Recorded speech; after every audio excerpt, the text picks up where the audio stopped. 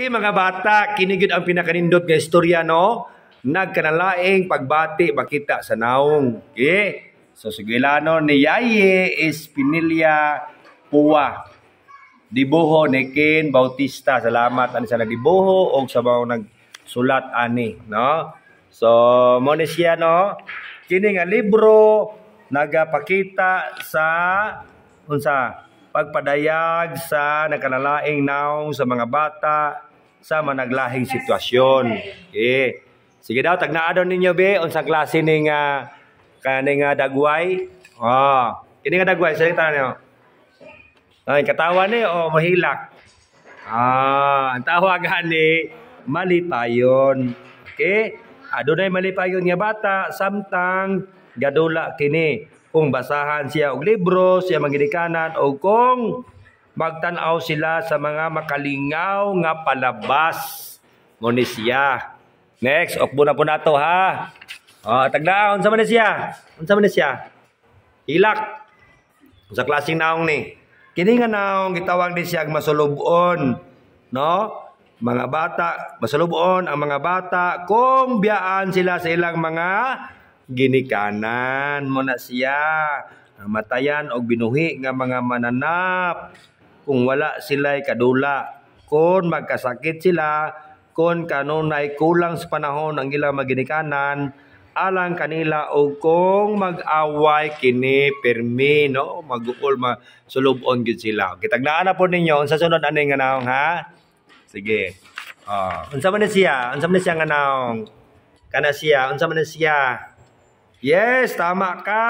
Non, masuko. Masuko po no. Masuko usab ang mga bata kung dili matuman ang ilang mga gusto kung naa sila'y mga kaaway o kuhaon ang ilang mga dulaan. Naperti sukuan ni Kuya, oy, inipod siya anab na piyong-piyong na kalagot, no? Pero di palabi o kasuko. Okay, next.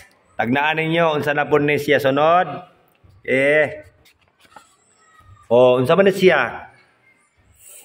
Sama yung una na. Yes, tama ka.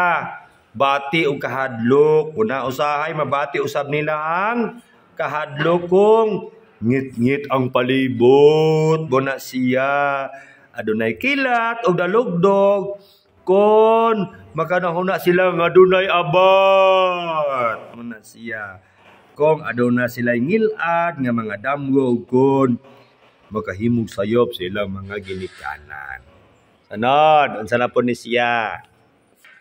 Yes, kana unsa man na siya? Yes. Bati po sila unsa? Bati po sila kaulaw. Kuya la palaw. Ulaw. Ati ulaw. Ulaw siya. No? Bation po sa mga batang kaulaw kung sa unang adlaw panila sa ilang eskwelahan o kung makakita sila og mga idaran. Okay, sunod na po. Unsa na po ni nga pagbati? Kana, unsa man na siya? Sugang kuya. Yes. Tinood na siya, no? Isog pod, no? Isog pod sila. Kung adunay, mangaway sila ang laing mga bata. Di pod sila mahadlok sa doktor, no? Kung musulod sila sa ilang mga classroom, di po sila mahadlok. Muna yung mga isog, no?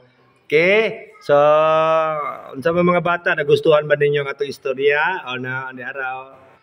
Si tatay o si nanay, si kuya o si ate, muna sila malipayon kayo ilang mga dagway.